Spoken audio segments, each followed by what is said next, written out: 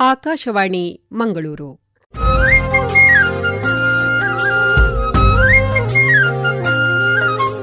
ಕಿಸಾನ್ ವಾಣಿ, ಕಿಸಾನ್ ವಾಣಿ, ಜೈ ಕಿಸಾನ್, ಜೈ ಕಿಸಾನ್, ಜೈ ಕಿಸಾನ್, ಕಿಸಾನ್ ವಾಣಿ. ಈ ಕಾರ್ಯಕ್ರಮದ ಪ್ರಾಯೋಜಕರು ಕೃಷಿ ಮತ್ತು ರೈತ ಕಲ್ಯಾಣ ಸಚಿವಾಲಯ, ಭಾರತ ಸರ್ಕಾರ.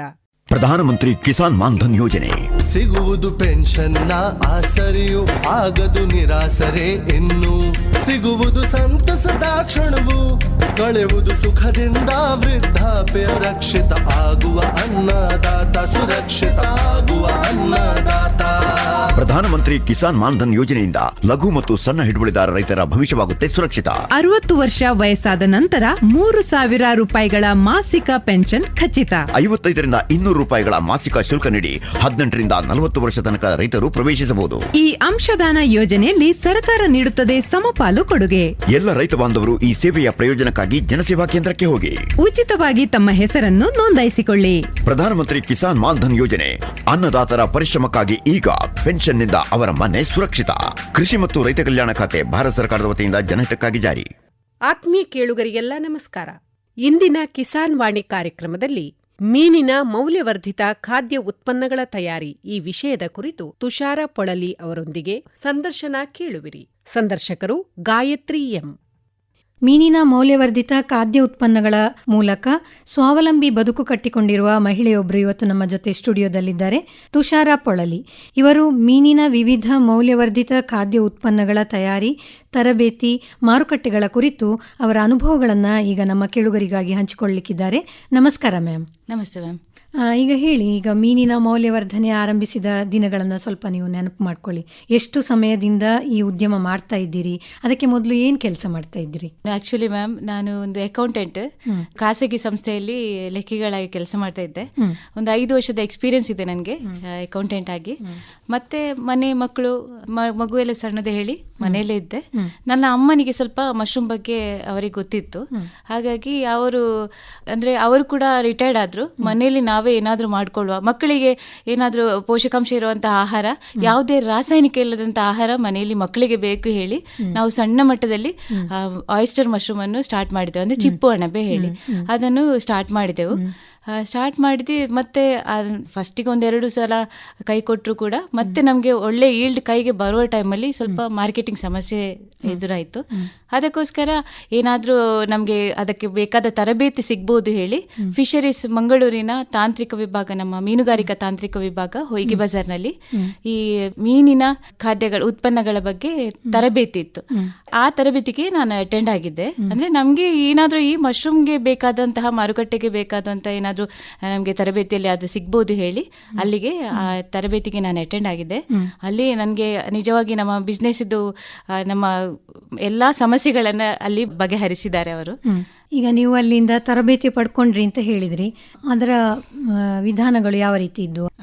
ಈಗ ನಾವು ಮೀನು ಮನೆಗೆ ತಂದ್ರೆ ಏನ್ ಮಾಡ್ತೇವೆ ಅಂದ್ರೆ ಫ್ರೈ ಮಾಡ್ತೇವೆ, ಇಲ್ಲಾಂದ್ರೆ ಪದಾರ್ಥ ಮಾಡ್ತೇವೆ. 1 ದಿವಸ 2 ದಿವಸ ಅಷ್ಟೇ.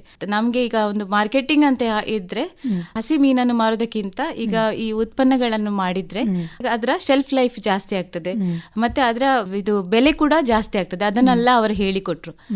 ಮತ್ತೆ ಅದರ ಮೀನಿದು ಉಪ್ಪಿನಕಾಯಿ, ಚಟ್ನಿ ಹುಡಿ, ಚಕ್ಕುಲಿ, ಸಂಡಿಗೆ ಅಂತ ಕೆಲವು ಉತ್ಪನ್ನಗಳನ್ನ ಅವರು ಕಟ್ಲೆಟ್ ತುಂಬಾ ರುಚಿಯಾಗಿತ್ತು. ಅದನ್ನೆಲ್ಲ ತಯಾರಿಸುವ ವಿಧಾನವನ್ನು ಅಲ್ಲಿ ಲೈವ್ ಆಗಿ ತೋರಿಸಿಕೊಟ್ಟಿದ್ರು. ಈಗ ನಿಮಗೆ ಅಲ್ಲಿ ತರಬೇತಿ ಕೊಡ್ತಾರೆ ಅಂತ ಹೇಳುವಂತದ್ದು ನಿಮ್ಮ ಗಮನ ಯಾವ ರೀತಿ ಬಂದಿದೆ? ಎಲ್ಲ ಗ್ರೂಪ್ ಅಲ್ಲಿ ಕೆಲವು ಬರ್ತಾ ಇತ್ತು. ನನ್ಗೆ ಈಗ ಮಹಿಳಾ ಸಂಘದಲ್ಲಿ ಗ್ರೂಪ್ ಅಲ್ಲಿ ಬರ್ತಾ ಇತ್ತು. ನಾವು ಸಮಸ್ಯೆಯಲ್ಲಿ ಒದ್ದಾಡ್ತಿದ್ದೆವು. ಹಾಗೆ ಆ ಟ್ರೈನಿಂಗ್ ಅಟೆಂಡ್ ಆಗಿದ್ದೇವೆ. ಇದು ಎಷ್ಟು ದಿವಸದ ತರಬೇತಿ? ತರಬೇತಿ ಇದ್ದದ್ದು 4 ದಿವಸದ್ದು. ಈಗ ತರಬೇತಿ ಅಂದ್ರೆ ಮೀನಿನ ಖಾದ್ಯಗಳ ಬಗ್ಗೆ ಇತ್ತು. 1 ದಿವಸ ಬರೀ ಹೇಳಿಕೊಟ್ರೆ, ನೆಕ್ಸ್ಟ್ ಲೈವ್ ಇತ್ತು, ಮತ್ತೆ ಮಾರ್ಕೆಟಿಂಗ್ ಬಗ್ಗೆ ಇತ್ತು, ಪ್ಯಾಕಿಂಗ್ ಬಗ್ಗೆ ಇತ್ತು. ಈಗ ನೀವು ಅದು ಉದ್ಯಮ ನಿಮ್ಮದು ಪ್ರಾರಂಭಿಸುವ ಮೊದಲು ನೀವು ಎದುರಿಸಿದಂತಹ ಸವಾಲುಗಳೇನು? ಈಗ ಅಂದ್ರೆ ಸವಾಲುಗಳು, ಫಸ್ಟಿಗೆ ನಾವು ಮಶ್ರೂಮ್ ಉದ್ಯಮಕ್ಕೆ ಅಂತ ನಾವು ಹೇಳಿದೆವಲ್ಲ, ಆಗ ನಮ್ಗೆ ಕಷ್ಟಪಟ್ಟು ಬೆಳೆದ ಬೆಳೆಗೆ ಮಾರ್ಕೆಟೇ ಇರ್ಲಿಲ್ಲ. ಅಂದ್ರೆ ನಾವು ಮನೆಯಲ್ಲಿ ನಾವು ಮಹಿಳೆಯರು ತಯಾರಿಸಿದ್ದಕ್ಕೆ ಈಗ ಮಾರ್ಕೆಟಿಗೆ ಹೋದ್ರೆ ಹೆಚ್ಚಾಗಿ ಬೇಡಿಕೆ ಇದ್ದದ್ದು ಮಶ್ರೂಮ್ ಅಲ್ಲಿ ಬಟನ್ ಹೇಳಿ, ಆ ಬಟನ್ ಅಂತ ಯೂಶಲಿ ನಮ್ಗೆ ಮಾರ್ಕೆಟ್ ಅಲ್ಲಿ ಸಿಗ್ತದೆ. ನಮ್ಮದಿದು ಚಿಪ್ಪು ಅಣಬೆ ಫ್ಲವರ್ ಟೈಪ್ ಅಲ್ಲಿ ಬರ್ತದೆ. ಅದಕ್ಕೆ ತುಂಬಾ ಬೇಡಿಕೆ ಇತ್ತು. ನಮ್ಮ ಈ ಮಶ್ರೂಮ್ಗೆ ಬೇಡಿಕೆ ಬೇಕೇ ಇರಲಿಲ್ಲ. ಹಾಗಾಗಿ ಕಷ್ಟಪಟ್ಟು ಬೆಳೆದದನ್ನು ಫ್ರೀಯಾಗಿ ಎಲ್ಲ ಕೊಟ್ಟಿದ್ದೆವು. ಅದಕ್ಕೋಸ್ಕರ ಆ ಮಾರ್ಕೆಟಿಂಗ್ ಸಮಸ್ಯೆ ನಾವು ದೂರ ಮಾಡ್ಲಿಕ್ಕೋಸ್ಕರ ಅಲ್ಲಿ ತರಬೇತಿಗೆ ಅಟೆಂಡ್ ಆಗಿದೆ. ಮೀನಿನಲ್ಲಿ ನೀವು ಈಗ ಉದ್ಯಮ ಆರಂಭ ಮಾಡಿದಾಗ ಏನೆಲ್ಲ ತಯಾರಿ ಮಾಡ್ಕೊಂಡ್ರಿ ಮೊದಲಿಗೆ? ಈಗ ನಮಗೆ ಮೀನಿನ ಬಗ್ಗೆ ಏನೂ ಗೊತ್ತಿರಲಿಲ್ಲ, ಝೀರೋ, ಏನೂ ಗೊತ್ತಿರಲಿಲ್ಲ. ಅಲ್ಲಿಂದ ಎಲ್ಲ ವೆಂಡರ್ಸ್ದೆಲ್ಲ ನಂಬರ್ ಎಲ್ಲ ಕಲೆಕ್ಟ್ ಮಾಡಿ ಫಿಶರೀಸ್ ಅಲ್ಲಿ ಈಗ ಅದೇ ತಾಂತ್ರಿಕ ವಿಭಾಗದಲ್ಲಿ ಮಂಜನಾಯ್ಕ್ ಸರ್ನವರು ತುಂಬಾ ಹೆಲ್ಪ್ ಮಾಡಿದ್ದಾರೆ, ತುಂಬಾ ಸಪೋರ್ಟ್ ಮಾಡಿದ್ದಾರೆ. ನಮಗೆ ಪ್ರಾರಂಭಿಸ್ತಾ ಇದ್ದಾರೆ, ಯಾರಿಗಾದ್ರೂ ಇಂಟ್ರೆಸ್ಟ್ ಇದೆ ಅಂತವರಿಗೆ ತುಂಬಾ ಹೆಲ್ಪ್ ಮಾಡಿದ್ದಾರೆ. ಈಗ ಲ್ಯಾಬ್ ಟೆಸ್ಟ್ ಆಗ್ಬೋದು ಎಲ್ಲ ಅವರಲ್ಲಿ ಹೀಗೆ ಚೆಕ್ ಮಾಡ್ಲಿಕ್ಕೆ ಎಲ್ಲ ಹೇಳಿಕೊಟ್ಟಿದ್ದಾರೆ. ಈಗ ಅಂದ್ರೆ ಅದರ ಶೆಲ್ಫ್ ಲೈಫ್ ಹೇಗೆ ನೋಡ್ಕೊಳ್ಬೇಕು, ಅದರ ಬಗ್ಗೆ ಈ ಕ್ಲೀನ್ಲಿನೆಸ್ ಹೇಗೆ ಮೇಂಟೈನ್ ಮಾಡ್ಕೊಳ್ಬೇಕು ಅದೆಲ್ಲ ಹೇಳಿಕೊಟ್ಟಿದ್ದಾರೆ. ಮತ್ತೆ ಈ ತಯಾರಿ ಅಂದ್ರೆ ಫ್ರೆಶ್ ಮೀಟ್ ಅನ್ನು ಹೇಗೆ ನಾವು ಈಗ ಯಾವ ಯಾವ ಮೀನು ಯಾವ ಉತ್ಪನ್ನಗಳಿಗೆ ಸೂಕ್ತ ಅಂತದನ್ನೆಲ್ಲ ಹೇಳಿಕೊಟ್ಟಿದ್ರು. ಎಲ್ಲಿಂದ ನಾವು ತರಬೇಕು ಅದು ಕೂಡ ಎಲ್ಲ ನಮ್ಗೆ ಗೈಡ್ ಮಾಡಿದ್ರು. ಈಗ ನೀವು ಈ ಉದ್ಯಮಕ್ಕಾಗಿ ಏನಾದ್ರೂ ಯೋಜನೆಯ ಫಲಾನುಭವಿಯಾಗಿದ್ದೀರಾ? ಅಂದ್ರೆ ಯಾವ್ದಾದ್ರೂ ಯೋಜನೆಯಲ್ಲಿ ಸಹಾಯ ಪಡ್ಕೊಂಡ್ರ? ಹೇಗೆ ಒಂದು ಉದ್ಯಮ ಶುರು ಮಾಡಬೇಕಿದ್ರೆ ನಮಗೆ ಹಣಕಾಸಿನ ಅಗತ್ಯ ಜಾಸ್ತಿ ಇರ್ತದೆ, ಅದನ್ನು ಹೇಗೆ ಮಾಡ್ಕೊಂಡ್ರಿ ನೀವು? ಹೌದು ಮ್ಯಾಮ್, ಅದೇ ಅಲ್ಲಿ ಇದು PMFME ಹೇಳಿ ಒಂದು ಸ್ಕೀಮ್ ಇದೆ. ಅದು ಫುಡ್ ಪ್ರೊಸೆಸಿಂಗ್ ಇದೆ, ಫುಡ್ಗೆ ಮಾತ್ರ 50% ಸಬ್ಸಿಡಿ ಇದೆ ಇದರಲ್ಲಿ. ಈಗ ನಮ್ಗೆ ಇದರಲ್ಲಿ ಬ್ಯಾಂಕ್ ಅಲ್ಲಿ ನಾವು ಹೋಗಿ ಫಸ್ಟ್ ಮಾತಾಡ್ಬೇಕಾಗ್ತದೆ, ನಾವು ಇಂಥ ಉದ್ಯಮ ಮಾಡ್ತಾ ಇದ್ದೇವೆ, ಇಷ್ಟು ಅಮೌಂಟ್ ಬೇಕಾಗಿದೆ, ನಮ್ಮ ಪ್ಲಾನ್ ಇದೆ, ಅದನ್ನೆಲ್ಲ ಹೇಳಿ ನಮ್ಮ ಬ್ಯಾಂಕ್ ಅಲ್ಲಿ ಓಕೆ ಅಂತ ಆದ್ರೆ ಮತ್ತೆ ನಮ್ಮ DRP ಗಳಿಗೆ ನಮ್ಮ ಏನು ಡಾಕ್ಯುಮೆಂಟ್ಸ್ ಇದೆ ಅದೆಲ್ಲ ಅವರು ಹೇಳಿದಾಗೆ, DRP ಗಳನ್ನೇ ನಮ್ಮ ಈ ದಕ್ಷಿಣ ಕನ್ನಡಕ್ಕೆ ಒಂದು 4 ಜನ ಇದ್ದಾರೆ, ಅವರಲ್ಲಿ ಯಾರಾದ್ರೂ ಒಬ್ಬರನಿಗೆ ನಮ್ಗೆ ಯಾರಾಗ್ಬೋದು ಅವರ ಹತ್ರ ನಮ್ಮ ಡಾಕ್ಯುಮೆಂಟ್ ಎಲ್ಲ ಕೊಟ್ಟು ಡಾಕ್ಯುಮೆಂಟೇಶನ್ ಎಲ್ಲ ಅವರೇ ರೆಡಿ ಮಾಡ್ತಾರೆ, ಪ್ರಾಜೆಕ್ಟ್ ರಿಪೋರ್ಟ್ ಅವರೇ ರೆಡಿ ಮಾಡ್ತಾರೆ, ನಮ್ಗೆ ಏನು ಕೆಲಸ ಇರೋದಿಲ್ಲ. ಅವರೇ ಬ್ಯಾಂಕ್ ಅಲ್ಲಿ ಓಕೆ ಅಂತ ಆದ್ರೆ ನಮ್ಮ ಪ್ಲಾನ್ ರೆಡಿ ಇದ್ರೆ ಎಲ್ಲ ನಮ್ಗೆ ಸರಿ ಆಗ್ತದೆ. ನಾನು ಅದ್ರ ಫಲಾನುಭವಿ. ನಮ್ಮಲ್ಲಿ ಈಗ ಡ್ರೈಯರ್ ಮಿಷಿನ್ ಆಗ್ಬೋದು, ಬೇರೆ ಅದಕ್ಕೆ ಈಗ ನಾವು ಲೈವ್ ಸ್ಟಾಲ್ ಹಾಕ್ತೇವೆ, ಫಿಶ್ ಇದೆ ಪ್ರಾಡಕ್ಟ್ ಇರ್ತದೆ, ಮಶ್ರೂಮ್ ಇರ್ತದೆ, ಅದಕ್ಕೆ ಬೇಕಾದ ಸಾಮಗ್ರಿಗಳೆಲ್ಲವೂ ನಾವು PMFME ಯೋಜನೆಯಿಂದಾನೇ ಪರ್ಚೇಸ್ ಮಾಡಿದ್ದೇವೆ. ಈಗ ಈ PMFME ಯೋಜನೆಯಲ್ಲಿ ಎಷ್ಟರವರೆಗೆ ಸಹಾಯಧನ ಸಿಗುವ ಸಾಧ್ಯತೆಗಳಿರ್ತದೆ? ಅದು 30 ಲಕ್ಷದಲ್ಲಿ 50% ಅಂದ್ರೆ 15 ಲಕ್ಷ ಸಬ್ಸಿಡಿವರೆಗೆ, ಮತ್ತೆ ಜಾಸ್ತಿ ತಕೊಂಡವರು ಕೂಡ ಆದ್ರೆ ಸಬ್ಸಿಡಿ ಇರೋದು ಮಾತ್ರ 15 ಲಕ್ಷ. 50% ಹೌದು, ಆದ್ರೆ ಅಪ್ ಟು 30 lakhs ಹಾಗೆ. ನಿಮಗೆ ಈ ಯೋಜನೆಯ ಬಗ್ಗೆ ಎಲ್ಲಿಂದ ಮಾಹಿತಿ ಪಡ್ಕೊಂಡು? ಅದೆಲ್ಲ ಮೀನುಗಾರಿಕಾ ಇಲ್ಲಿ ತಾಂತ್ರಿಕ ವಿಭಾಗದಿಂದಾನೇ ನಮ್ಗೆ ಗೊತ್ತಾದದ್ದು. ಇಲ್ಲಿ ನಾವು ಟ್ರೈನಿಂಗ್ಗೆ ಹೋದೆವಲ್ಲ, ಅದ ನಂತರ ಅಲ್ಲಿ ಹೇಳ್ತಾರೆ ಈಗ ಟ್ರೈನಿಂಗ್ ಬಂದವರಿಗೆ ನೀವು ಇನ್ನು ಉದ್ಯಮ ಏನ್ ಮಾಡ್ತೀರಾ, ನಿಮ್ಗೆ ಇಂತಹ ಸವಲತ್ತುಗಳಿದೆ, ಇಲ್ಲಿ ಇವರ ಹತ್ರ ಮಾತಾಡಿ, ಹಾಗೆಲ್ಲ ಅವರೇ ಮಾಡಿಕೊಡ್ತಾರೆ. ಹೌದು, ಅದಕ್ಕೆ ಪೂರಕವಾದ ಟ್ರೈನಿಂಗ್ ಕೂಡ ಅಲ್ಲಿ ಅವರು ರೆಡಿ ಮಾಡ್ತಾರೆ. ಆ ಟ್ರೈನಿಂಗ್ ಇದ್ದದನ್ನು ನಿಮ್ಮನ್ನ ಗ್ರೂಪ್ ಆಡ್ ಮಾಡಿ ಅಲ್ಲಿ ಅದರ ಮಾಹಿತಿ ಯಾವಾಗ ಇದೆ ಅದ್ರ ಬಗ್ಗೆ ಕೂಡ ಅವರು ಹೇಳ್ತಾರೆ. ಅಂದ್ರೆ ಈ ಯೋಜನೆ ಪ್ರಕಾರ ಯಾವ ರೀತಿ ನೀವು ಹಣವನ್ನೆಲ್ಲ ಬ್ಯಾಂಕಿಗೆ ಪುನಃ ಮರುಪಾವತಿ ಎಲ್ಲ ಮಾಡುವಂತದ್ದು? ಈಗ ನಮ್ಗೆ ಈಗ ಬ್ಯಾಂಕ್ಗೆ ನಮ್ಮ ಅಮೌಂಟ್ ಕ್ರೆಡಿಟ್ ಆದ ಮೇಲೆ ಈಗ ನಮ್ಗೆ ಎಷ್ಟು ಅವಧಿ ಬೇಕು ಅಂದ್ರೆ, ಈಗ ಒಂದು ಬಿಸ್ನೆಸ್ ಸ್ಟಾರ್ಟ್ ಆಗುವಾಗ ನಮ್ಗೆ ಇಷ್ಟು ಗ್ಯಾಪ್ ಬೇಕಾಗ್ತದೆ ನಮ್ಗೆ ರಿಟರ್ನ್ಸ್ ಬರ್ಲಿಕ್ಕೆ ಶುರು ಆಗ್ಲಿಕ್ಕೆ. ಅಷ್ಟು ಗ್ಯಾಪ್ ನಮ್ಗೆ ಬ್ಯಾಂಕಿನವರು ಕಾಲಾವಕಾಶ ಕೊಡ್ತಾರೆ. ಅದರ ನಂತರ ನಮ್ಗೆ EMI ಸ್ಟಾರ್ಟ್ ಆಗ್ತಾ ಹೋಗ್ತದೆ. ಅಂದ್ರೆ 3 ವರ್ಷಗಳ ಅವಧಿ ಕಳೆದ ಮೇಲೆ ನಮ್ಮ ಸಬ್ಸಿಡಿ ಅಮೌಂಟ್ ಏನಿದೆ ಅದು ಮಿರರ್ ಅಕೌಂಟ್ ಹೇಳಿ ಅದರಲ್ಲಿ ಬಂದಿರ್ತದೆ. 3 ವರ್ಷ ನಾವು ಕ್ಲಿಯರ್ ಆಗಿ ಕಟ್ತಾ ಹೋದ್ರೆ ಅದಾದ ನಂತರ ಆ ಅಮೌಂಟ್ ಮೇನ್ ಅಮೌಂಟ್ಗೆ ಅಡ್ಜಸ್ಟ್ ಮಾಡಿ ಉಳಿದ ಹಣ ಪಾವತಿಸಿದ್ ಮಾಡಿದ್ರೆ ಆಯ್ತು. ಈಗ ನೀವು ನಿಮ್ಮ ಉತ್ಪನ್ನಗಳಿಗಾಗಿ ಯಾವ ಜಾತಿಯ ಮೀನುಗಳನ್ನೆಲ್ಲ ಬಳಸ್ತೀರಿ? ಈಗ ನಾವು ಲೈವ್ ಸ್ಟಾಲ್ ಅಂದ್ರೆ ಕಟ್ಲೆಟ್, ಬರ್ಗರ್, ಮೋಮೋಸ್ ಅಂತದನ್ನೆಲ್ಲ ಮಾಡ್ತೇವೆ.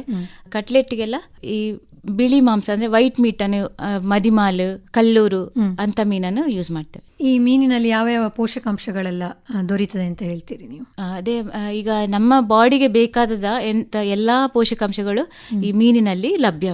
ನಾವು ಈಗ ಚಿಕನ್ ಎಲ್ಲ ತಿಂದ್ರು ಕೂಡ ಅದರಲ್ಲಿ ಎಲ್ಲ ರೀತಿಯ ಪೋಷಕಾಂಶಗಳು ಬಾಡಿಗೆ ಬೇಕಾದಂತ ಇರುವುದಿಲ್ಲ. ಆದ್ರೆ ಮೀನಿನಲ್ಲಿ ಎಲ್ಲಾ ಬಗೆಯ ಪೋಷಕಾಂಶಗಳು ಯಾವುದೇ ರಾಸಾಯನಿಕ ಇಲ್ಲದೆ ನಮ್ಮ ಬಾಡಿಗೆ ಸೇರ್ತದೆ. ವಿಟಮಿನ್ಸ್, ಮಿನರಲ್ಸ್, ಪ್ರೋಟೀನ್ಸ್, ಮತ್ತೆ ಒಮೆಗಾ 3 ಫ್ಯಾಟಿ ಆಸಿಡ್ಸ್ ಅಂತದೆಲ್ಲವೂ ನಮ್ಮ ಬಾಡಿಗೆ ಮೀನಿನಿಂದ ಸಿಗ್ತದೆ. ಮತ್ತೆ ಎಷ್ಟು ತಿಂದ್ರು ಕೂಡ ಈಗ ಚಿಕನ್ ಜಾಸ್ತಿ ತಿಂದ್ರೆ ನಮ್ಗೆ ಬಾಡಿಗೆ ಹೀಟ್ ಆಗ್ತದೆ, ಆದ್ರೆ ಮೀನಲ್ಲಿ ನಾವು ಎಷ್ಟು ತಿಂದ್ರು ಕೂಡ ನಮ್ಗೆ ಹೀಟ್ ಆಗೋದಿಲ್ಲ. ಹಾಗಾಗಿ ಗರ್ಭಿಣಿ ಮಹಿಳೆ ಕೂಡ ಹೆಚ್ಚಾಗಿ ಮೀನ್ ತಿನ್ಲಿಕ್ಕೆ ಹೇಳ್ತಾರೆ, ಇಲ್ಲಾಂದ್ರೆ ಮೀನೆಣ್ಣೆ ಮಾತ್ರೆಗಳನ್ನು ಸೇವಿಸ್ಲಿಕ್ಕೆ ಕೊಡ್ತಾರೆ. ಮೀನಿನಲ್ಲಿ ಅಷ್ಟು ಒಳ್ಳೆ ಪ್ರೋಟೀನ್ಸ್ ಎಲ್ಲ ಇದೆ. ಈಗ ನೀವು ಸದ್ಯ ತಯಾರಿಸುವಂತಹ ಖಾದ್ಯ ಉತ್ಪನ್ನಗಳು ಯಾವುವು? ಈಗ ನಮ್ದು ಮೀನಿನ ಉಪ್ಪಿನಕಾಯಿ ಇದೆ, ಚಟ್ನಿ ಹುಡಿ ಇದೆ, ಮತ್ತೆ ಇದು ಲೈವ್ ಸ್ಟಾಲ್ ಅಲ್ಲಿ ನಾವು ಇದು ಇಡ್ತೇವೆ, ಕಟ್ಲೆಟ್, ಮೀನಿನ ಕಟ್ಲೆಟ್, ಫಿಶ್ ಬಾಲ್ಸ್, ಬರ್ಗರ್ ಮತ್ತೆ ಮೋಮೋಸ್ ಅನ್ನು ಇಡ್ತೇವೆ ಮ್ಯಾಮ್. ಈಗ ಇದಕ್ಕೆ ಬೇಕಾದಂತಹ ಕಚ್ಚಾ ಮೀನುಗಳನ್ನು ನೀವೆಲ್ಲಿಂದ ತರುವಂತದ್ದು? ನನಗೆ ಅದೇ ಈಗ ಸರ್ ಅಲ್ಲಿ ನಾನು ಹೇಳಿದಲ್ಲ, ಅವರು ಕೆಲವು ವೆಂಡರ್ಸ್ ಇದೆಲ್ಲ ಕಾಂಟ್ಯಾಕ್ಟ್ಸ್ ಎಲ್ಲ ಕೊಟ್ಟಿದ್ದಾರೆ, ಅಲ್ಲಿಂದ ಬಲ್ಕ್ ಆಗಿ ಮೀನನ್ನು ತಗೊಂಡು ಬಂದು ಈಗ ಫಿಶರೀಸ್ಗೆ ಇಷ್ಟು ಅಮೌಂಟ್ ಅಂತ ಅಲ್ಲಿ ಕಟ್ಲಿಕ್ಕೆ ಇರ್ತದೆ. ಅದಾದ್ಮೇಲೆ ಅವರು ಫ್ರೆಶ್ ಮೀಟ್ ಅನ್ನು ನಮ್ಗೆ ರೆಡಿ ಮಾಡಿ ಕೊಡ್ತಾರೆ. ಅವರೇ ರೆಡಿ ಮಾಡಿ ಕೊಡ್ತಾರೆ, ಅಂದ್ರೆ ತಂದು ಅದನ್ನು ಡೈರೆಕ್ಟ್ ಆಗಿ ಆಹಾರ ತಯಾರಿಗೆ ಉಪಯೋಗಿಸಬಹುದು. ಹೌದು, ಅಂದ್ರೆ ನಮ್ಗೆ ಈಗ ಅವರೊಂದು ಸಪೋರ್ಟ್. ಹಾಗೆ ಇಷ್ಟು ಮೀನುಗಾರಿಕಾ ಇದಕ್ಕೆ ಕಟ್ಲಿಕ್ಕೆ ಅಂತ ಇರ್ತದೆ, ಅಷ್ಟನ್ನು ನಾವು ಪೇ ಮಾಡಿ ಅಲ್ಲಿ ನಮ್ಗೆ ಅದನ್ನು ರೆಡಿ ಮಾಡಿ ಕೊಡುವಂತ ವ್ಯವಸ್ಥೆ ಅವರು ಮಾಡಿ ಕೊಟ್ಟಿದ್ದಾರೆ ನಮ್ಗೆ. ಈಗ ಅಂದ್ರೆ ನೀವು ಎಷ್ಟು ಬಾರಿ ತರುವಂತದ್ದು, ಅಂದ್ರೆ ಅಲ್ಲಿಂದ ತಿಂಗಳಿಗೆ ಇಷ್ಟು ಸಲ ಅಂತ ಹಾಗೇನಾದ್ರು? ಈಗ ಅದೆಲ್ಲ ಫ್ರೆಶ್ ಆಗಿ ನಾವು ರೆಡಿ ಮಾಡಿ ಕೊಡುವಂತದ್ದಲ್ಲ ಮ್ಯಾಮ್, ಕಟ್ಲೆಟ್ ಇದೆಲ್ಲ. ಅದಕ್ಕೆ ಈಗ ನಾವು ನಮ್ಗೆ ಈಗ ಸ್ಟಾಲ್ ಬುಕ್ ಆಗಿರ್ತದಲ್ಲ, ಆ ಟೈಮಲ್ಲಿ ಫ್ರೆಶ್ ಆಗಿ ಹೋಗಿ ತಗೊಂಡು ಬರ್ತೇವೆ. ಈಗ ನೀವು ಅದನ್ನು ತರುವಾಗ ಅಂದ್ರೆ ಯಾವ ಅಂಶಗಳನ್ನು ಗಮನದಲ್ಲಿಟ್ಕೊಳ್ತೀರಿ? ಅಂದ್ರೆ ಅದರ ಸ್ವಚ್ಛತೆಗಾಗ್ಲಿ, ಗುಣಮಟ್ಟ ಕಾಪಾಡಿಕೊಳ್ಳಿಕ್ಕಾಗ್ಲಿ ಯಾವ ರೀತಿ ಮಾಡುವಂಥದ್ದು? ಈಗ ಮೀನು ಎಷ್ಟು ಫ್ರೆಶ್ ಇರ್ತದೆ ಅಷ್ಟು ರುಚಿಯಾಗಿರ್ತದೆ. ಹಳೆ ಮೀನು ಅಂದ್ರೆ ಈಗ ಹೇಗೂ ನಾವು ಬಂದರಿಂದ ತರುದಾದ್ರೆ ಫ್ರೆಶ್ ಆಗಿ ಇರ್ತದೆ ಮೀನು. ವೆಂಡರ್ಸ್ ಇದೆಲ್ಲ ಕಾಂಟ್ಯಾಕ್ಟ್ಸ್ ಇರ್ತದಲ್ಲ, ಫ್ರೆಶ್ ಆಗಿ ತಂದ್ರೆ ಆರೋಗ್ಯಕ್ಕೂ ಉತ್ತಮ, ಮತ್ತೆ ಅದು ಒಳ್ಳೇದಿರ್ತದೆ ಮೀನು. ನೀವೀಗ ಅದನ್ನು ತಂದು ಮನೆಯಲ್ಲಿ ಯಾವ ರೀತಿ ಶೇಖರಿಸಿ ಇಡುವಂಥದ್ದು? ಅಂದ್ರೆ ಈಗ ನೀವು ಈಗ ತಂದ ದಿವಸವೇ ನಿಮಗೆ ಮಾಡ್ಲಿಕ್ಕೆ ಆಗುದಿಲ್ಲ ಅಂತ ಅಂದ್ಕೊಳ್ಳಿ, ಅವಾಗ ನೀವು ಯಾವ ರೀತಿಯ ಇದು ಗುಣಮಟ್ಟವನ್ನು ಕಾಪಾಡಿಕೊಳ್ಳುವಂಥದ್ದು? ಡೀಪ್ ಫ್ರೀಸರ್ ಅಲ್ಲಿ ನಾವು ಸ್ಟೋರ್ ಮಾಡಿ ಇಟ್ಕೊಳ್ತೇವೆ. ಈಗ ಉತ್ಪನ್ನಗಳ ತಯಾರಿಯನ್ನು ಯಾವ ರೀತಿ ಮಾಡುವಂಥದ್ದು ಮನೆಯಲ್ಲಿ? ಈಗ ಮನೆಯಲ್ಲಿ ಪಿಕ್ಕಲ್ ಮಾಡ್ತೇವೆ, ಪ್ರಾನ್ಸ್ ಪಿಕ್ಕಲ್ ಮಾಡ್ತೇವೆ. ಆಗ ಈಗ ಹೇರ್ ಕ್ಯಾಪ್, ಕೈಗೆ ಗ್ಲೌಸ್ ಎಲ್ಲ ಹಾಕಿ ಮತ್ತೆ ನಾವು ರೆಡಿ ಮಾಡ್ಲಿಕ್ಕೆ ಕೂತ್ಕೊಳ್ತೇವೆ. ಅಂದ್ರೆ ಅಂತದ್ರಲ್ಲೆಲ್ಲ ಕೂದಲಾಗ್ಲಿ, ನಮ್ಮ ಕೈ ಎಲ್ಲ ಕ್ಲೀನ್ ಸ್ವಚ್ಛತೆ ಬಹಳ ಮುಖ್ಯ ಆಗ್ತದೆ. ಅದಕ್ಕೋಸ್ಕರ ನಾವು ಕ್ಯಾಪ್ ಎಲ್ಲ ಹಾಕಿ ಮತ್ತೆ ರೆಡಿ ಮಾಡ್ತೇವೆ. ಮನೆಯಲ್ಲಿ ರೆಡಿ ಮಾಡಿದ್ರೆ ನಾನು, ನನ್ನ ತಂಗಿ, ಅಮ್ಮ 3 ಜನ ಸೇರ್ಕೊಂಡು ಮಾಡ್ತೇವೆ. ಈಗ ಇದರ ಖಾದ್ಯಗಳ ತಯಾರಿ ಮಾಡುವಾಗ ಅದಕ್ಕೆ ನಾವು ಮಸಾಲೆ ಪದಾರ್ಥಗಳನ್ನೆಲ್ಲ ಸೇರಿಸಬೇಕಾಗ್ತದೆ. ಅದರ ಗುಣಮಟ್ಟ ಎಷ್ಟು ಮುಖ್ಯ ಅಂತ ಹೇಳ್ಬೋದು? ತುಂಬಾ ಮುಖ್ಯ ಮ್ಯಾಮ್. ಅದು ಅಂದ್ರೆ ಟೇಸ್ಟ್ ಅಲ್ಲಿ ಡಿಫರೆನ್ಸ್ ಬಂದ್ಬಿಡ್ತದೆ. ಅದಕ್ಕೆ ಒಳ್ಳೆಯ ಗುಣಮಟ್ಟದ ಅದರ ಇಂಗ್ರೀಡಿಯೆಂಟ್ಸ್ ಎಲ್ಲ ಹಾಕಿದಷ್ಟು ನಮ್ಗೆ ರುಚಿ ಕೂಡ ಬರ್ತದೆ. ಮತ್ತೆ ನಮ್ಮ ಕ್ವಾಲಿಟಿ ಒಳ್ಳೆದಿದ್ರೆ ಇದು ಶೆಲ್ಫ್ ಲೈಫ್ ಕೂಡ ಒಳ್ಳೆ ಕೊಡ್ತದೆ, ಟೇಸ್ಟ್ ಕೊಡ್ತದೆ. ಮತ್ತೆ ನಮ್ಮ ಗ್ರಾಹಕರಿಂದ ನಮ್ಗೆ ಆರ್ಡರ್ಸ್ ಕೂಡ ಬರ್ತಾ ಇರ್ತದೆ. ಈಗ ನೀವು ಖಾದ್ಯಗಳನ್ನು ತಯಾರಿಸ್ತಿರಲ್ಲ, ಇಂಥ ಖಾದ್ಯಕ್ಕೆ ಇಂಥದ್ದೇ ಮೀನು ಅಂತ ಬಳಸುವಂತದ್ದ ಯಾವ ರೀತಿ? ಅಂದ್ರೆ ಪಿಕ್ಕಲಿಗೆ ಇದು ಪ್ರಾನ್ಸ್ ಸೂಟ್ ಆಗ್ತದೆ. ಸಣ್ಣ ಮೀನಿನ ಪಿಕ್ಕಲ್ ಕೂಡ ಮಾಡ್ತಾರೆ, ಆದ್ರೆ ಪ್ರಾನ್ಸ್ ಇದು ಪಿಕ್ಕಲಿಗೆ ಬಾರಿ ಟೇಸ್ಟ್ ಆಗ್ತದೆ, ಮತ್ತೆ ಹೆಚ್ಚಿನ ಬೇಡಿಕೆ ಇದೆ. ಹಾಗಾಗಿ ಪ್ರಾನ್ಸ್ ಇದು ಪಿಕ್ಕಲ್ ಅನ್ನು ಜಾಸ್ತಿ ಮಾಡ್ತೇವೆ. ಮತ್ತೆ ಕಟ್ಲೆಟ್ಗೆಲ್ಲ ನಾನು ಹೇಳಿದಾಗೆ ವೈಟ್ ಮೀಟ್ ಯೂಸ್ ಮಾಡ್ತೇವೆ. ಅಂದ್ರೆ ಈ ಮದಿಮಲ್ ಮತ್ತು ಕಲ್ಲೂರು ಅಂತ ಮೀನನ್ನು ಯೂಸ್ ಮಾಡ್ತೇವೆ, ಅದು ಅದಕ್ಕೆ ಸೂಟ್ ಆಗ್ತದೆ. ಆಮೇಲೆ ಈಗ ಚಟ್ನಿ ಪುಡಿ ಆ ತರ ಎಲ್ಲ ಮಾಡ್ತೇವೆ. ಚಟ್ನಿ ಪುಡಿಗೆ ಅದು ಒಣಗಿದ ಸಿಗಡಿಯನ್ನು ಯೂಸ್ ಮಾಡ್ತೇವೆ. ಅದು ಮಳೆಗಾಲದಲ್ಲಿ ತುಂಬಾ ಬೇಡಿಕೆ ಇರ್ತದೆ ಅದಕ್ಕೆ. ಅದೇ ಈಗ ಮಳೆಗಾಲದಲ್ಲಿ ಮೀನಿನ ಅಲಭ್ಯತೆ ಇರುವಾಗ ಯಾವ ರೀತಿ ನೀವು ಅದನ್ನು ಮಾಡುವಂತದ್ದು? ಅದೇ ಪಿಕ್ಕಲಿಗೆ ನಾವು ಪ್ರಾನ್ಸ್ ಅನ್ನು ಅದಾದ್ರೆ 6 ತಿಂಗಳ ಶೆಲ್ಫ್ ಲೈಫ್ ಅದಕ್ಕೆ ಬರ್ತದೆ ಮೀನಿನ ಪಿಕ್ಕಲಿಗೆ. ಮತ್ತೆ ಚಟ್ನಿ ಹುಡಿಗೆ ಆದ್ರೆ ಒಣಗಿದ ನಮ್ಮ ಸಿಗಡಿ ಹುಡಿಯನ್ನು ಹಾಕ್ತೇವೆ, ಹಾಗಾಗಿ ಅದಕ್ಕೆ ಸಮಸ್ಯೆ ಬರುದಿಲ್ಲ. ಮಳೆಗಾಲದಲ್ಲಿ ನೀವು ಇಂಥ ಖಾದ್ಯಗಳೇಂತ ತಯಾರು ಮಾಡುವಂತ? ಹೌದೌದು, ಪಿಕ್ಕಲ್ ಮತ್ತೆ ಇದನ್ನು ಮತ್ತೆ ಯಾವಾಗ ಲಭ್ಯ ಆಗ್ತದೆ ಆ ಟೈಮಲ್ಲಿ ಒಪ್ಪಿಕೊಳ್ತೇವೆ ಸ್ಟಾಲಿಗೆ. ಅಲಭ್ಯತೆ ಇರುವಾಗ ನಿಮಗೆ ಅದಂದ್ರೆ ನಿಮ್ಮ ಹಣಕಾಸಿನ ಇದಕ್ಕೆ ತೊಂದರೆ ಆಗುದಿಲ್ವಾ? ಅಂದ್ರೆ ನೀವು ಶೇಖರಿಸಿ ಇಡುವಂತ ವಿಧಾನ ಇಲ್ವಾ? ಅಂದ್ರೆ ಮೊದಲೇ ಮಾಡಿ ಮಳೆಗಾಲಕ್ಕೋಸ್ಕರ ಅಂತ. ಮಳೆಗಾಲಕ್ಕೆ ಅದೇ ಫ್ರೆಶ್ ಮೀಟ್ ಅಂದ್ರೆ ಸಮಸ್ಯೆ ಆದ್ರೆ ಅಂತ ಹೇಳಿ, ಫ್ರೆಶ್ ಇದ್ದಷ್ಟು ನಮ್ಗೆ ರುಚಿ ಜಾಸ್ತಿ ಇರ್ತದೆ. ಅದಕ್ಕೋಸ್ಕರ ಈ ಟೈಮಲ್ಲಿ ಈಗ ನಮ್ಗೆ ಹೇಗೂ ನಮ್ಮದು 2 ಸ್ಟಾಲ್ ಇರ್ತದೆ, ವೆಜ್ ನಾನ್ ವೆಜ್ ಇರ್ತದೆ, ಅದರಲ್ಲಿ ಮ್ಯಾನೇಜ್ ಮಾಡ್ಕೊಳ್ತೇವೆ. ಮತ್ತೆ ಪಿಕ್ಕಲ್ ಮತ್ತೆ ಚಟ್ನಿ ಹುಡಿ ಇರ್ತದೆ ಹೇಗೂ. ಈಗ ಮ್ಯಾಮ್, ಮಳೆಗಾಲದಲ್ಲಿ ಈಗ ಮೀನಿನ ಅಲಭ್ಯತೆ ಇರುವಾಗ ಸಿಹಿ ನೀರಿನ ಮೀನುಗಳನ್ನು ಬಳಸ್ಕೊಂಡು ಖಾದ್ಯಗಳನ್ನು ತಯಾರಿಸ್ಕೊಳ್ಬಹುದಾ? ಯಾವ ರೀತಿ? ಅಂದ್ರೆ ಹೆಚ್ಚಾಗಿ ನಾವು ಈ ನಮ್ಮ ಸೀ ವಾಟರ್ ಇದು ನಮ್ಮ ಸಮುದ್ರದ ಮೀನಿದೆ ಜಾಸ್ತಿ ಮಾಡಿದ್ದೇವೆ. ಸಿಹಿ ನೀರಿದ್ದು ಸ್ವಲ್ಪ ಅದರಲ್ಲಿ ಸ್ಮೆಲ್ ಸ್ವಲ್ಪ ಚೇಂಜ್ ಇರ್ತದೆ, ಮತ್ತೆ ತಿನ್ನುವರಿಗೆ ಇಷ್ಟ ಆಗ್ತದ, ಎಲ್ಲರಿಗೆ ಇಷ್ಟ ಆಗುದಿಲ್ಲ ಅದು. ಅದಕ್ಕೋಸ್ಕರ ಹೆಚ್ಚಾಗಿ ನಾವು ಸಮುದ್ರದ ಮೀನನ್ನೇ ಉಪಯೋಗಿಸ್ತೇವೆ. ಉತ್ಪನ್ನಗಳ ಸಂಗ್ರಹದ ಅವಧಿ ಅಂದರೆ ಶೆಲ್ಫ್ ಲೈಫ್ ಹೇಳ್ತಾರಲ್ಲ, ಇದು ಹೆಚ್ಚಿಸಲಿಕ್ಕೆ ನೀವು ಯಾವ ವಿಧಾನವನ್ನು ಅನುಸರಿಸ್ತೀರಿ? ಅಂದರೆ ಇದನ್ನು ಎಷ್ಟು ಸಮಯ ಇಟ್ಕೊಳ್ಬೋದು ಒಂದೊಂದು ಖಾದ್ಯ ಉತ್ಪನ್ನಗಳು, ಯಾವ ರೀತಿ ಇಡುವಂಥದ್ದು? ಈಗ ಶೆಲ್ಫ್ ಲೈಫ್ ಅಂತ ಹೇಳಿ ನಾವು ಪಿಕ್ಕಲ್, ಚಟ್ನಿ ಹುಡಿ ಮತ್ತೆ ಸಂಡಿಗೆ ಅಂತದೆಲ್ಲ 6 ತಿಂಗಳ ಅವಧಿ ಅದಕ್ಕೆ ಬರ್ತದೆ. ಮತ್ತೆ ಇದೆಲ್ಲ ನಾವು ಲೈವ್ ಹೇಳಿದೆಲ್ಲ ಮ್ಯಾಮ್, ಕಟ್ಲೆಟ್, ಬರ್ಗರ್ ಅಂತದೆಲ್ಲ ನಾವು ಲೈವ್ ಸ್ಟಾಲ್ ಅಲ್ಲಿ ಅಲ್ಲೇ ತಿನ್ಲಿಕ್ಕೆ ಕೊಡುವಂತದ್ದು, ಅಲ್ಲೇ ಮಾಡುವಂಥದ್ದು, ಅಲ್ಲೇ ಲೈವ್ ಆಗಿ ತಿನ್ಲಿಕ್ಕೆ ಕೊಡುವ. ಅಂದ್ರೆ ನೀವು ಅದಕ್ಕೆ ಬೇಕಾದ ಸಾಮಗ್ರಿಗಳನ್ನು ಅಲ್ಲಿ ಸ್ಟಾಲಿಗೆ ಎಲ್ಲ ನಾವು ತಕೊಂಡು ಹೋಗಿ ರೆಡಿ ಮಾಡಿ ಇಟ್ಕೊಳ್ತೇವೆ. ಅದನ್ನು ಅಲ್ಲೇ ಕೊಡುವಂತ. ನಾವು ಅಲ್ಲಿಗ ಸ್ಟಾಲ್ ಅಲ್ಲಿ ಈಗ ಕೊಡುವಾಗ್ಲೂ ಯಾವುದೇ ರಾಸಾಯನಿಕ ಅದರಲ್ಲಿ ನಾವು ಬಳಸುದಿಲ್ಲ, ಬಣ್ಣ ಕೂಡ ಬಳಸುದಿಲ್ಲ. ಹಾಗೆ ನಾವು ಅಂದ್ರೆ ತಿನ್ನುವವರ ಆರೋಗ್ಯ ವೃದ್ಧಿ ಆಗ್ಬೇಕು ವಿನ ಅವರ ಆರೋಗ್ಯದಲ್ಲಿ ಏರುಪೇರಾಗಬಾರ್ದು. ಹಾಗೆ ಸ್ವಚ್ಛವಾಗಿ ಅವರ ಆರೋಗ್ಯ ವೃದ್ಧಿ ಆಗುವಂತೆ ಎಲ್ಲ ರೆಡಿ ಮಾಡಿ ಕೊಡ್ತೇವೆ. ಸ್ಪೆಷಲ್ ಕೂಡ ಇರಬೇಕು, ಆರೋಗ್ಯ ಕೂಡ ಅವರ ತಿನ್ನುವವರಿಗೆ ಖುಷಿ ಆಗುವ ಹಾಗೆ ರೆಡಿ ಮಾಡಿ ಕೊಡ್ತೇವೆ. ಈಗ ನೀವು ಮಾಡುವಂತಹ ಖಾದ್ಯ ಪದಾರ್ಥಗಳು ಅದಕ್ಕೆ ಪ್ಯಾಕೇಜಿಂಗ್ ಆಗಲಿ ಲೇಬಲಿಂಗ್ ಆಗಲಿ ಯಾವ ರೀತಿ ಮಾಡುವಂಥದ್ದು? ಈಗ ಫಿಶ್ ಪಿಕ್ಕಲಿಗೆ ಮೇಡಮ್ ನಾವು ಗ್ಲಾಸ್ ಜಾರ್ ಇಟ್ಟಿದ್ದೇವೆ. ಗ್ಲಾಸ್ ಜಾರಲ್ಲಿ ಹಾಕಿ ಅಂದ್ರೆ ಫುಲ್ ಸೀಲ್ ಮಾಡಿ ಕೊಡ್ತೇವೆ. ಚಟ್ನಿ ಹುಡಿಗೆ ಸ್ಯಾಶೆಟ್ ಪ್ಯಾಕೆಟ್ ಅಲ್ಲಿ ಮಾಡಿದ್ದೇವೆ. ಎಲ್ಲ ಕ್ಲೀನ್ ಆಗಿ ಪ್ಯಾಕ್ ಮಾಡಿ ಸೀಲ್ ಮಾಡಿ ಲೇಬಲ್ ಹಾಕಿ.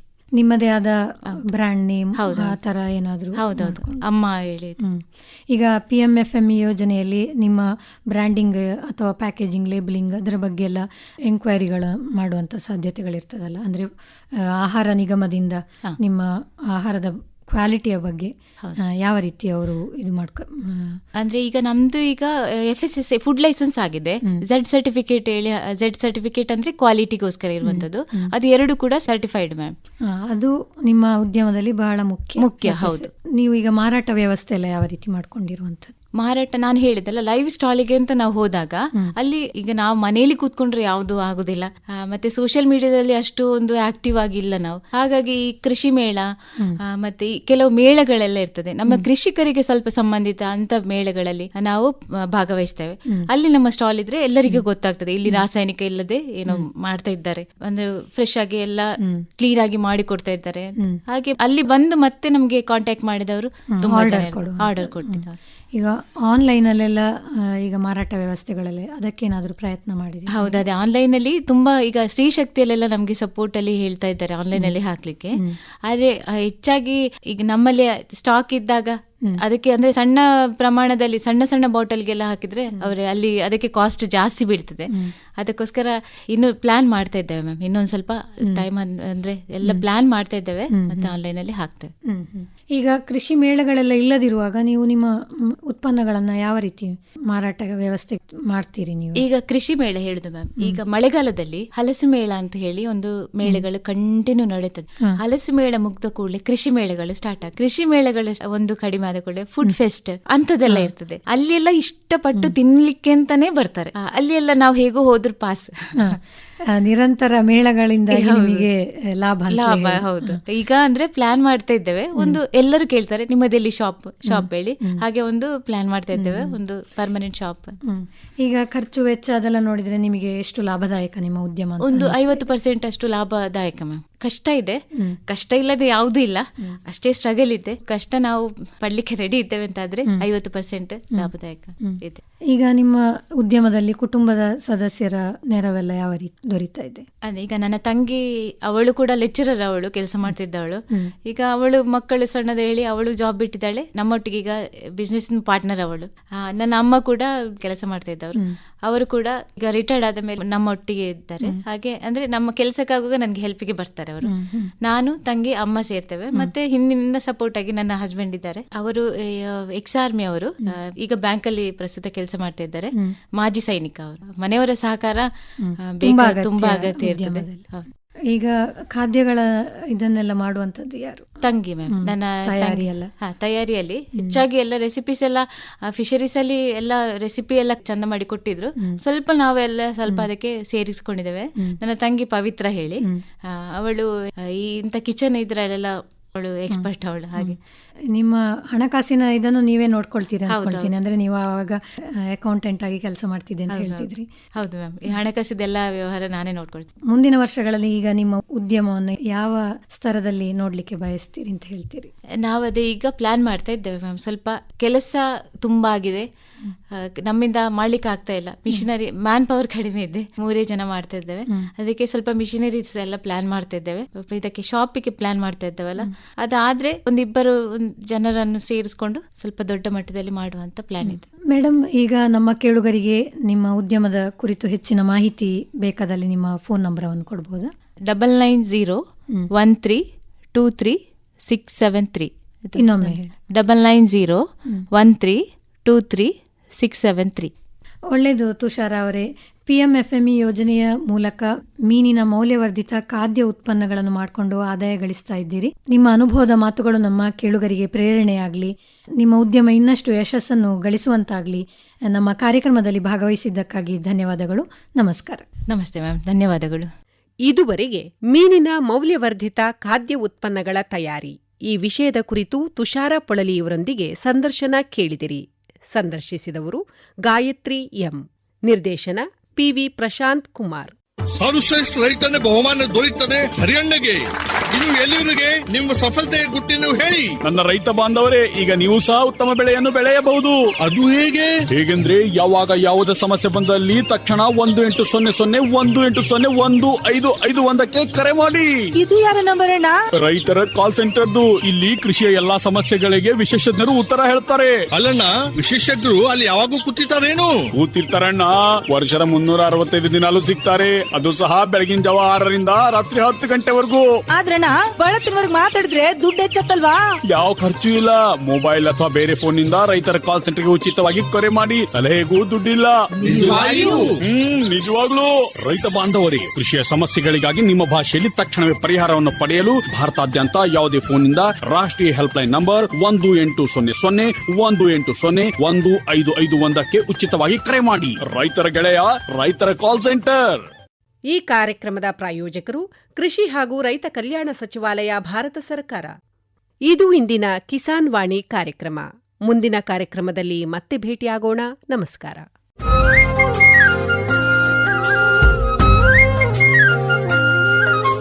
ಕಿಸಾನ್ ವಾಣಿ, ಕಿಸಾನ್ ವಾಣಿ. ಜೈ ಕಿಸಾನ್, ಜೈ ಕಿಸಾನ್, ಜೈ ಕಿಸಾನ್. ಕಿಸಾನ್ ವಾಣಿ.